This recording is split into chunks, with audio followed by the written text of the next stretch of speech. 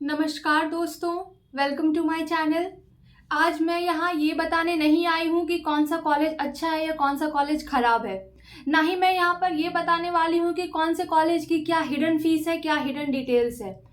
आज मैं यहाँ आप लोगों के सामने अपना दर्द बयां करने आई हूँ। और ये सिर्फ मेरा दर्द नहीं है, ये मेरे साथ साथ अभी इस देश में बैठे हुए एटलीस्ट 25 से 26 लाख बच्चों का दर्द है।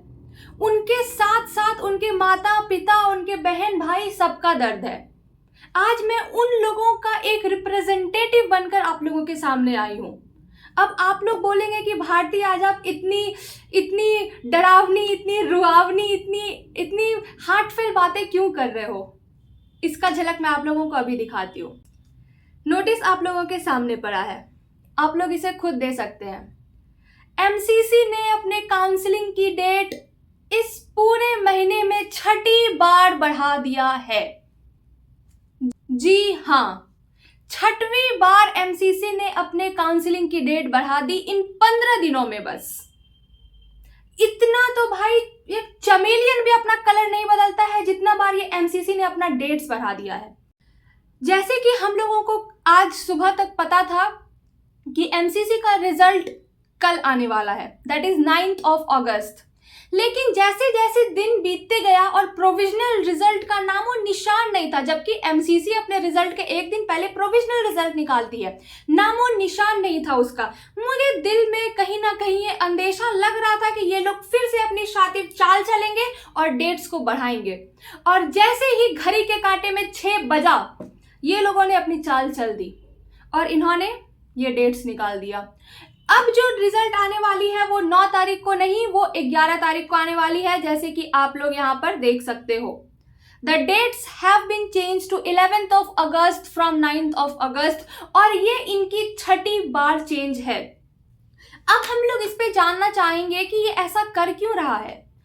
हालांकि ये बार बार हवाला दे रहा है कि ये सब एनआरआई कैंडिडेट्स के रिक्वेस्ट पे किया जा रहा है, लेकिन मैं आप लोगों से पूछना चाहूंगी एनआरआई कैंडिडेट्स टोटल हैं कितने, और उनको छोड़कर बाकी कितने कैंडिडेट्स हैं। आप एक मुट्ठी भर कैंडिडेट्स के लिए लिटरली 22 लाख बच्चों को होल्ड पे करके रखे हैं, और ये इन्होंने पहली बार नहीं किया है दोस्तों।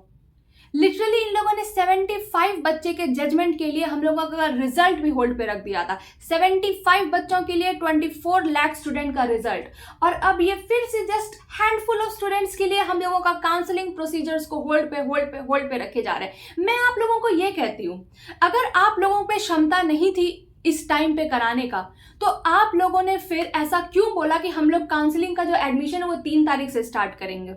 क्यों आप लोग उसी समय क्लियर कट बोल देते कि अभी हमारी प्रिपरेशन नहीं हुई है, हम लोग थोड़ी लेट से स्टार्ट करेंगे। एटलीस्ट हम लोग ऐसे पागलों की तरह इंतजार तो नहीं करते ना। हमारे माता पिता, हमारे भाई बहन इस तरह पागलों की तरह रोज दिन इस दिन के वेट में तो नहीं रहते। ओह अच्छा, कल रिजल्ट आ जाएगा, फाइनली पता चल जाएगा कौन सा कॉलेज मिल रहा है, कॉलेज मिल रहा है कि नहीं मिल रहा है। अगर नहीं मिल रहा है तो हम लोग अगले साल की तैयारी में लगेंगे। यहाँ तो रोज दिन हम लोग इसी उम्मीद के साथ सुबह जगते हैं और शाम होते होते हमारे हाथ में क्या लगता है, सिर्फ और सिर्फ निराशा। ये तो मैंने एमसीसी के आप लोगों को एक बात बताई। हम लोग आते हैं दूसरे चीज पे। दोस्तों ये है बिहार का आज का न्यूज। इसमें आप लोग देखिए क्या लिखा है। सबसे पहले इन लोगों ने हम लोगों को उम्मीद दिया कि 50% सीट्स पे गवर्नमेंट के फीस पे होगा एडमिशन, लेकिन इन लोगों ने कोर्ट का हवाला फिर से दिया कि कोर्ट ने उस पर स्टे लगा दिया, जो कि बहुत ही नॉर्मल चीज था।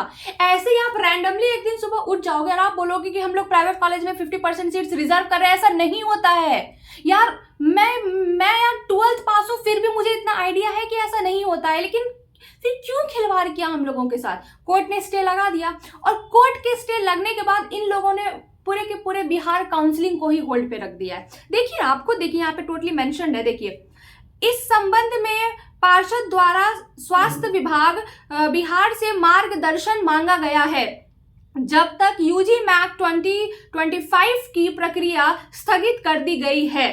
तब तक संबंधित सभी को यथा समय पार्षद के वेबसाइट व समाचार पत्रों के माध्यम से अंतर्गत करवाई प्रक्रिया की सूचना दे दी जाएगी। सभी संबंधित पार्षद के वेबसाइट के संपर्क में बने रहें। क्या है ये? मतलब आप लोगों ने पूरी की पूरी प्रक्रिया को जो स्थगित कर दिया, आप लोगों क्यों नहीं समझते हो कि यहाँ पे बच्चों का पूरा भविष्य टिका हुआ है। हम लोगों का जो अभी मेंटल पीस का जो ऐसी का तैसी हुआ है, उसका क्या, लिटरली उसका क्या। यार पहले ही पूरे देश में बिहार जो है एक हंसी का पात्र बन के बैठा हुआ है। हम लोगों कहीं कहीं भी हम लोग चले जाएं, we are just made fun of a thing कि तुम लोग तो बिहारी हो, तुम्हारे इधर तो कुछ भी नहीं होता। आप फिर ऐसी ऐसी चीजें क्यों करते हैं जिससे हम लोगों की छवि और धूमिल हो। हम लोग कितना जस्टिफाई करें, एट द एंड हम लोग कितना जस्टिफाई कर पाएंगे। क्यों कर रहे हो आप लोग ऐसा।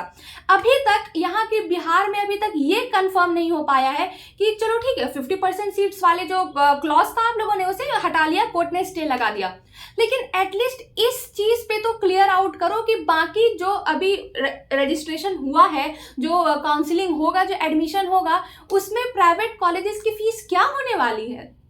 आप ये क्लियर आउट तो करो कि वो जो है पहले 11, 12, 13 लाख समथिंग थी वो रहेगी, या फिर अभी जो रिवाइज्ड इन लोगों ने कर दिया था सीधा 25, 26, 27, 28 लाख वो रहेगी, क्या रहेगी, इस पे क्लियर आउट तो करो। बच्चे लिटरली बहुत कंफ्यूज हो रहे हैं। मुझे रोज दिन कमेंट्स एंड डीएम्स आते जा रहे हैं कि क्या होगा भारती, प्लीज बताओ क्या फीस होगा। मैं कैसे बताऊं, मुझे नहीं पता, मुझे नहीं पता। ये तो बस कुछ बच्चे हैं जो मुझे यहाँ पे लिख के दे रहे हैं, बाकी कितने बच्चे परेशान हैं, कितने बच्चे इस डर में काउंसलिंग बिहार का करा नहीं रहे हैं कि अगर फीस बढ़ा हुआ है तो क्या होगा। आप लोगों ने अभी तक बिहार के फ्री एग्जिट पर कुछ नहीं बोला है। आप लोगों ने अभी तक वो क्लियर नहीं किया कि आप फ्री एग्जिट रख रहे हो या नहीं रख रहे हो। क्यों क्यों क्यों खिलवाड़ कर रहे हो हम लोगों के साथ, क्यों खिलवाड़ कर रहे हो। अब तो आप वापस से देखिए, यहाँ पर ये जो है यूपी की है, ओके। यूपी ने भी अपना जो रिजल्ट है एंड एडमिशन है वो बढ़ा दिया था, और ये लोग परसों ही बढ़ा दिए थे, ठीक है। तो मैं इसे यहाँ पर ऐड कर रही हूँ। आप ये देखो, यहाँ पे सीट आवंटन का जो परिणाम घोषित करने वाला है वो अब ये 14 तारीख को करने वाला है, और जो रिजल्ट जो एडमिशन प्रोसेस होगा वो फ्रॉम 14 till 26 होने वाला है। ये यूपी का है। अब आप लोग बोलोगे कि भारतीय यूपी में तो ऐसा कुछ नहीं हुआ, आप लोगों ने यहाँ क्यों डाला। इसके बाद का स्लाइड देखो, तब आप लोगों को आइडिया लगेगा मैंने यूपी का यहाँ क्यों डाला है। जैसे ही एमसीसी ने अपना रिजल्ट एक्सटेंशन निकाला काउंसलिंग का, जस्ट उसके कुछ देर पहले या कुछ देर बाद, I don't know the exact timing, आप देखो शारदा यूनिवर्सिटी ने क्या नोटिफिकेशन निकाला। इन्होंने कब निकाला ये देखो, 7/8/2025, मतलब कि कल। इन्होंने कल बहुत ही चालाकी से अपने पूरे शारदा यूनिवर्सिटी को एक जैन माइनॉरिटी कॉलेज घोषित कर दिया है। जी हाँ, जैन माइनॉरिटी, जिसे किसी को आइडिया नहीं था, किसी को आइडिया नहीं था। लोगों को बस ये पता था कि ये जो है बॉन्ड साइन करवाने वाले हैं। और आप लोग ये देखो इन्होंने अपनी फीस कितनी कर दी है। इन्होंने अपनी फीस 19,25,000 पर एनम कर दी है for non minority students, and for minority students इन्होंने अपनी जो फीस है वो 18,50,000 कर दी है, ठीक है। और यहाँ पर ये देखो, यहाँ पे इन्होंने क्लियरली यहाँ पे मेंशन किया है, सी the MBBS program and the other courses it offers starting in the academic year 2025-2026 with 50% of the seats reserved for Jain minority students. इन लोगों ने अपनी 50% सीट्स को जैन माइनॉरिटी स्टूडेंट्स के लिए रिजर्व कर दी है। इन लोगों का फीस देख ही सकते हो, पहले 15 लाख समथिंग था, अब इन लोगों ने 19 लाख समथिंग कर दिया है। हॉस्टल का चार्जेस आप लोग देख सकते हो, रिफंडेबल सिक्योरिटी अमाउंट 3 लाख तो सबका है। और फिर एक यहाँ पे स्टोरी में कैच ये आता है, आप यहाँ पे देखो, refundable security fee, hostel fee for non AC room and miscellaneous fee 6,44,160। Yes, ये शारदा यूनिवर्सिटी का है। और मैं तो फिर भी शारदा यूनिवर्सिटी को दाद दूंगी कि इन्होंने एडमिशन के पहले एटलीस्ट ये क्लियर आउट तो किया। बाकी कॉलेजेस अपनी फीस को क्लियर आउट नहीं कर रहे हैं, वो लोग सिर्फ बोल रहे हैं कि हम लोग बॉन्ड साइन कराएंगे, बाकी फीस जितना बढ़ेगा आपको देना पड़ेगा।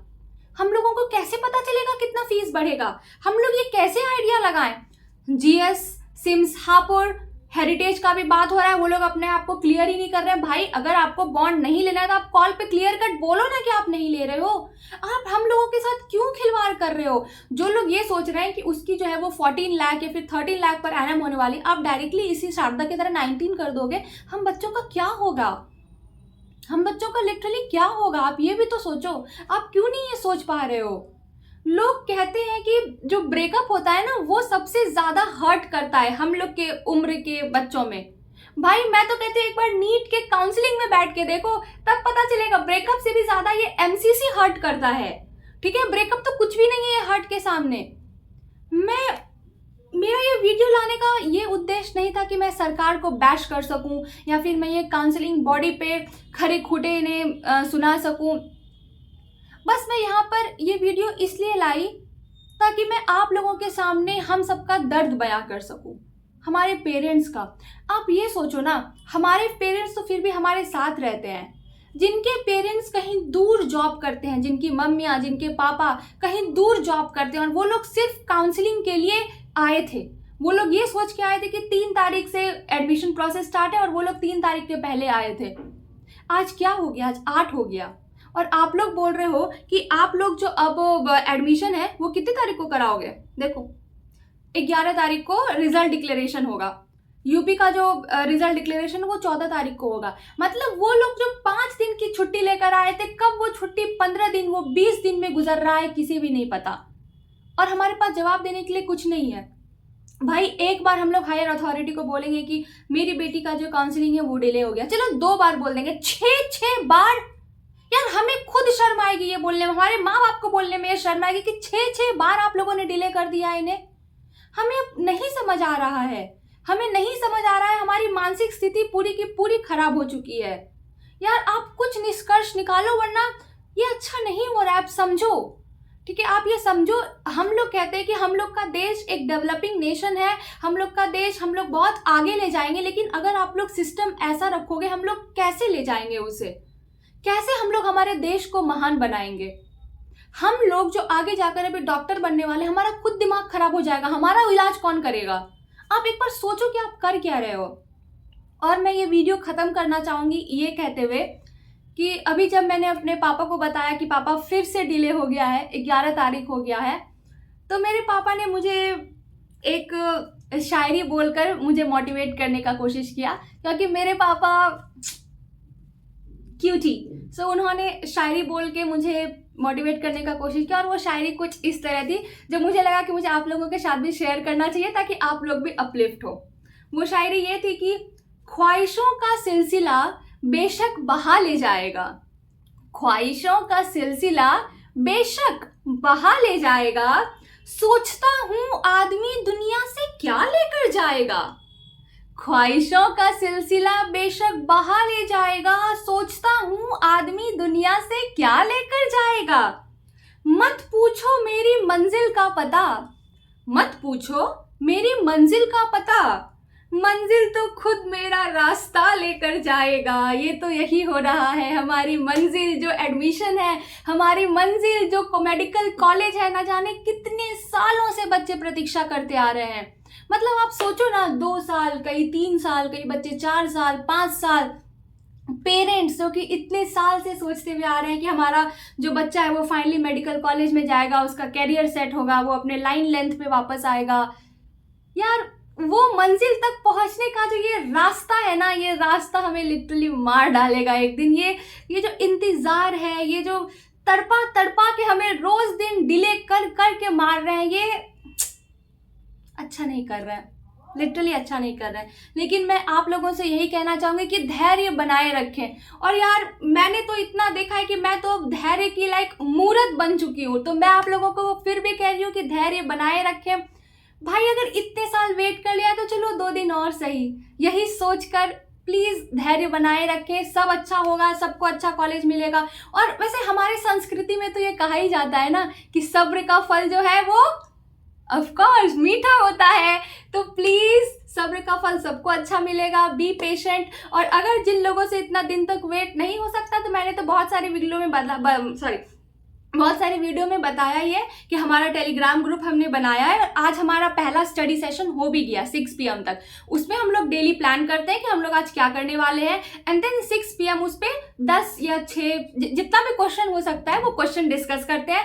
क्विज टाइप का खेलते हैं। तो अगर आप लोगों को मन है कि आप लोग उसमें ज्वाइन करना चाहते हो, अपना धीरे धीरे स्टडी स्टार्ट करना चाहते हो, डेली हाफ एन आवर पढ़ना चाहते हो, तो आप लोग को ज्वाइन कर सकते हो। And also we have a discussion group, एक सेपरेट डिस्कशन ग्रुप है जिसमें आप लोगों को कुछ भी डाउट है आप लोग पूछो, वहाँ कोई ना कोई हमेशा ऑनलाइन रहता है, आप लोगों को जवाब जरूर दे देगा। So thank you so much. अगर आप लोगों को ये पसंद आया then please subscribe button, please please please. और मैं क्या कहूँ, इससे मुझे बहुत मोटिवेशन मिलता है। So please subscribe it and like it and share it as you want. Bye bye, good night.